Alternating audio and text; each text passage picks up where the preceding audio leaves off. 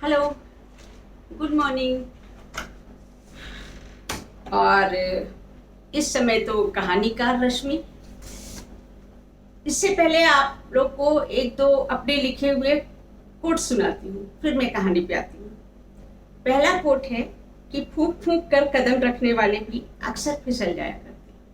फूंक फूंक कर कदम रखने वाले भी अक्सर फिसल जाया करते हैं और बगैर सोचे समझे छलांग लगाने वाले मोती ढूंढ लाया करते हैं।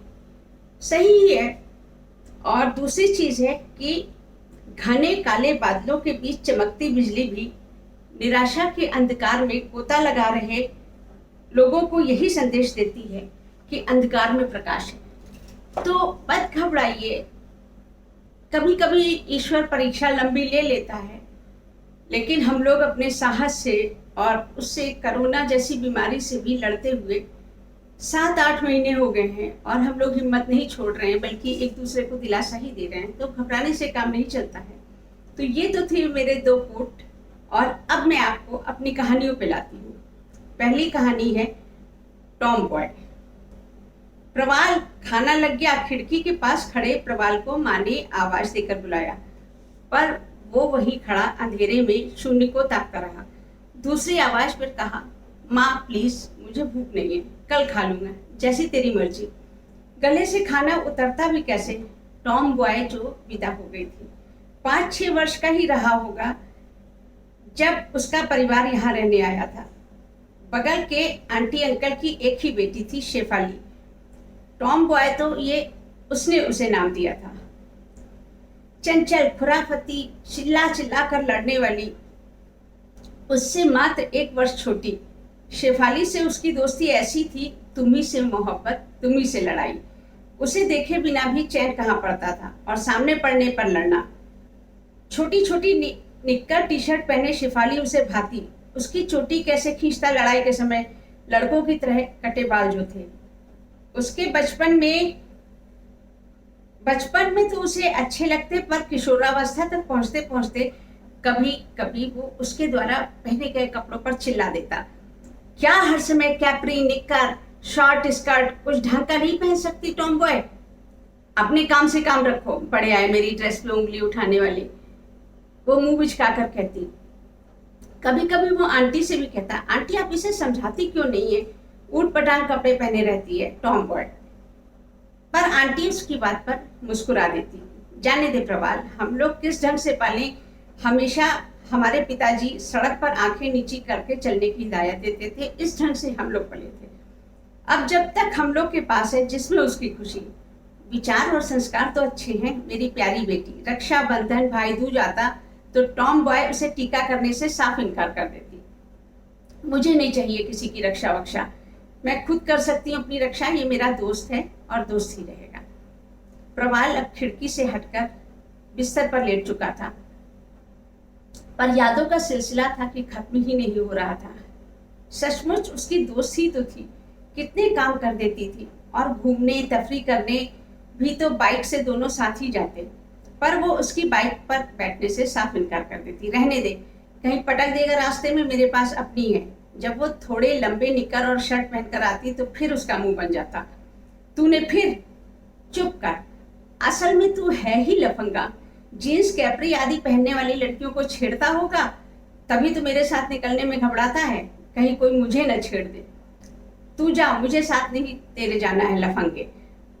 शेफाली का गुस्सा 7वें आसमान पर होता। तब वो सॉरी कहकर उसे मना लेता, चल महारानी ऐसे ही चल। सोचते सोचते प्रवाल की आंख लग गई। सुबह ही आंटी अंकल के यहाँ से बुलावा आया, शेफाली का कोई भाई तो है नहीं, तू ही चौथ का सामान लेकर चला जा। अंकल की कार लेता जा और शेफाली को विदा करा ला।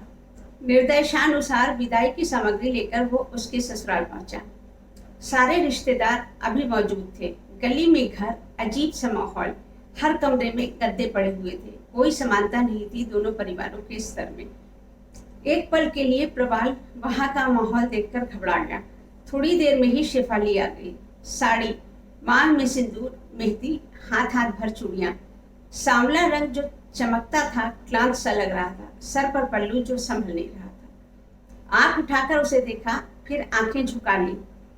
कार में भी घर तक मौन पसरा रहा, कोई कुछ न बोला। वो जाते ही माँ के गले लग गई, दोनों की आंखें भीगी थी। फिर आंटी बोली, मैं चाय नाश्ता लेकर आती हूँ, तुम दोनों बैठकर बातें करो। प्रभात खिड़की पर ही खड़ा था, बिना गर्दन मोड़े बोला, शेफाली जाओ कपड़े चेंज करके आओ, कैसी देहाती सी लग रही हो। कहते कहते गला रुंध गया। ओहो शेफाली, टॉम बॉय नहीं और लफंगा रोता भी है, कहकर शेफाली मुड़कर तेजी से अंदर चल दी।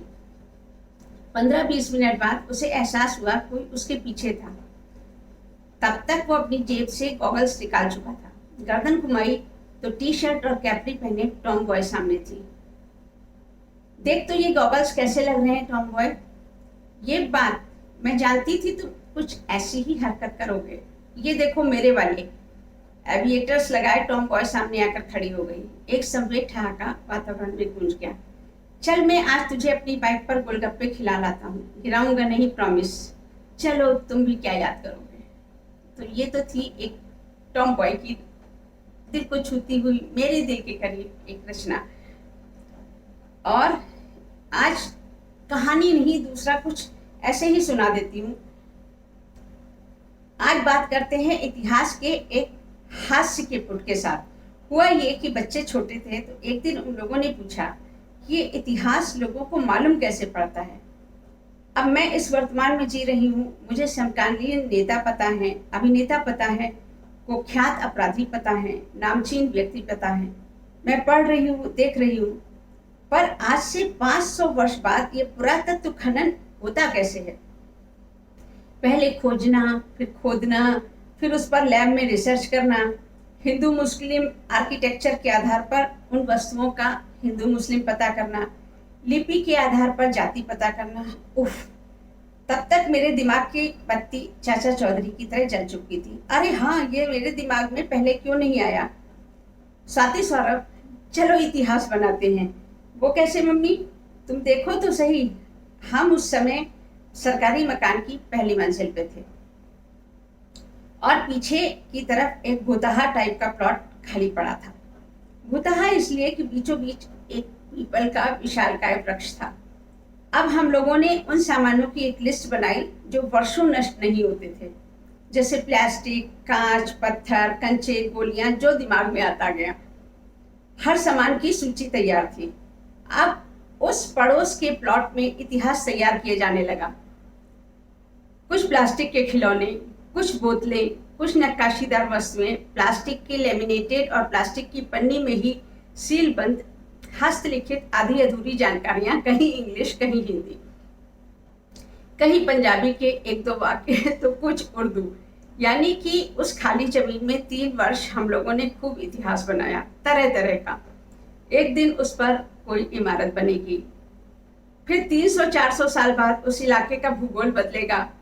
क्या पता वहां भी पुरातत्व वाले खुदाई करें और उपलब्ध सामग्री का निरीक्षण परीक्षण करके पहुंचे किसी निष्कर्ष पर और एक नए इतिहास की नींव पड़े, वो इतिहास जो हमने बनाया। तो देखा आपने, इतिहास बनाया जाता है। कभी सुनाई देता है कि इंदिरा गांधी ने अपना इतिहास कैप्सूल में लिख के गड़वा दिया है। तो हम लोगों ने कैप्सूल में तो नहीं गड़वाया, लेकिन 3 साल जब तक उस सरकारी मकान में थे हम लोग इतिहास बनाते रहे। और 300-400 साल बाद हो सकता है वो इतिहास किताबों में लिख रहा हो कि ये जमीन ये वो थी, ये पीपल का पेड़ फलाना था, इससे होके फलाना गुजरे थे, और लिपि से मालूम पड़ता है ये वो। तो ये तो हुई रश्मि सिन्हा की बकवास। और कल मिलते हैं कविताओं के साथ।